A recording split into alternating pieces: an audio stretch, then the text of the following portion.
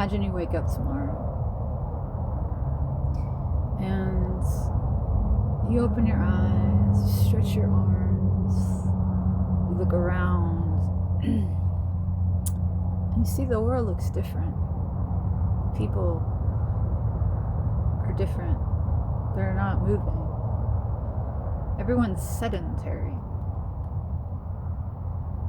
They no longer use their legs. So the world is set up to cater to that sedentariness. But you can walk.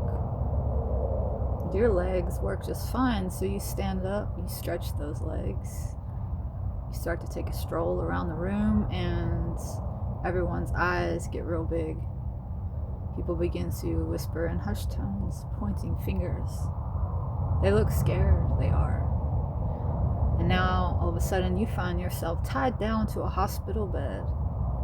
IVs coming out of you. Doctors shoving pills down your throat, forcing you to take them. They're tranquilizing you. Because something's wrong.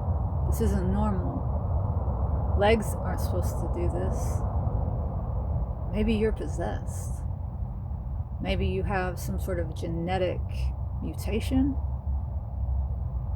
All we know is you're not like us, so you must be wrong. We're here to fix you. Become sedentary like us. Okay, this is much what it is like for people who come into this world with their sixth sense activated.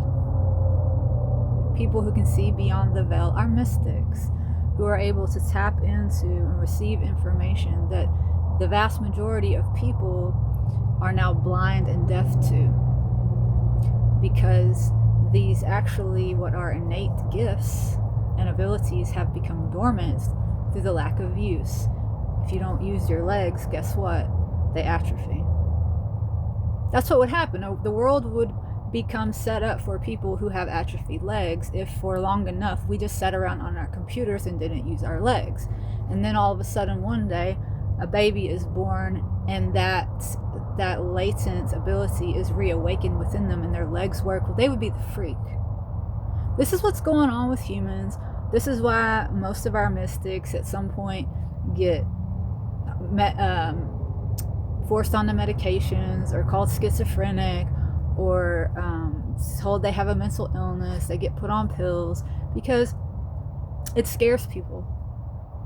It points out that perhaps maybe I'm lacking in some way, so I need to dim your brightness because it's scaring me. It's illuminating things I don't want to look at because I don't understand them. This is happening in the world. Now, what's also happening in the world is that we're having a collective awakening. So while many of us were born into this world with these abilities suppressed through generations of having not used them, the light of God is now activating our DNA, and it's going to awaken these latent abilities. This is what's happening. People are having spiritual awakenings, meaning they are stepping into more of their human potential. And this is why I believe people are beginning to see lights and orbs and things like this. These are things that have always been here. They've always been here, guys. But we haven't always been able to see them. You know, just like a child goes through certain stages of cognitive development, like object permanence. Around 8 or 12 months, the child starts to get to the point that they realize that just because, like, okay, you show them something, okay, let's say you hold a teddy bear up to them, right, and then you hide it. Now to them, the teddy bear doesn't exist anymore because they can't see it, right? Because their cognitive abilities, their sensory motor abilities their brain hasn't yet developed to the point that it can realize that just because I can't see it doesn't mean it doesn't exist still. This is where we are in our spiritual evolution. Like, we like to think that, oh, just because you can't prove your experience, your subjective experience, it's not valid. Where's the logic? There's no logic in that. Okay. Yeah, you can't see it. That doesn't mean it's not real. Maybe there's a deficit in you. Maybe it's not me that's broken as the person who can see the thing that you can't see. Maybe you just don't have the eyes to see it. Okay, but there's more of the people who can't see. They don't have the eyes, so they get to write the narrative of reality. We're having a mass awakening. We're moving into another level of awareness, a higher level, where we are going to all start to be able to see things that have always been there that we weren't able to see before. Just like a child who doesn't understand object permanence, their brain suddenly develops the ability to make this connection of, oh yeah, just because I can't see it doesn't mean it's not here, that it doesn't still exist. You know, a sound is still a sound around no one. If a tree falls in a forest and no one's around to hear it or see it, did it still fall? Did it still make a noise? Yeah, it did. So I had an experience, an encounter with some orbs when I was in my mid-20s that precipitated, that catalyzed a Kundalini awakening within me. Now, I was of sound mind enough to know, better not tell that to anybody, because they'll call you schizophrenic, they'll call you crazy. So I kept it to myself, and I studied and I read, and you know, it set me on a spiritual path. But and a lot of people have these sorts of experiences and they don't tell anybody because they don't want to be ostracized. They don't want to be put on pills. They don't want to be locked away in a mental institution. And that's a lot of why we think reality is what it is. Because we're all keeping secrets from one another. Because we're stronger when we're together. We're not safe when we're ostracized. So you're not going to tell somebody something that is going to possibly threaten your safety by causing you to be separated from the herd. But there's more people speaking out now. You hear more people talking about near-death experiences, out-of-body experiences, okay?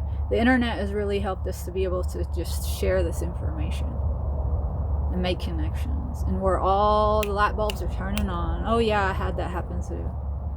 Me too. I wasn't the only one. I guess I'm not crazy. I don't have to worry about that. I'm not crazy, guys. No, you're not crazy. This world is crazy. Now,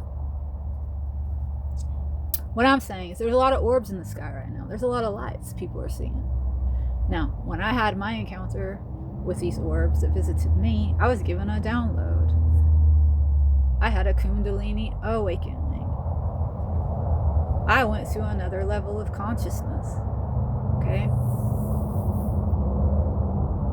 This is what's happening on a mass scale. It already happened to me many years ago on the microcosm, on the personal level. So I see what's happening. And it's happened to lots of other people throughout history as well. That's why there's a name for it. It's a thing that happens, Kundalini. Okay? Share your stories. So it's actually a very exciting time to be alive, as chaotic and crazy as everything is. This is spiritual alchemy, right? There's so many phases you go through. Everything gets stirred up in the pots. You go through the dark night of the soul, the chaos, the negro. There's many different levels until you awaken, you come out the other side. No doubt we're in the chaos right now. We're in the blackness. But it's always darkest before the dawn. This is the light of God shining down on us. Good things are on the way, guys. Not only can we walk, but we can fly. Many of us have had our wings clipped. Many of us have been locked in cages. Check the lock, because turns out it's been unlocked the whole time.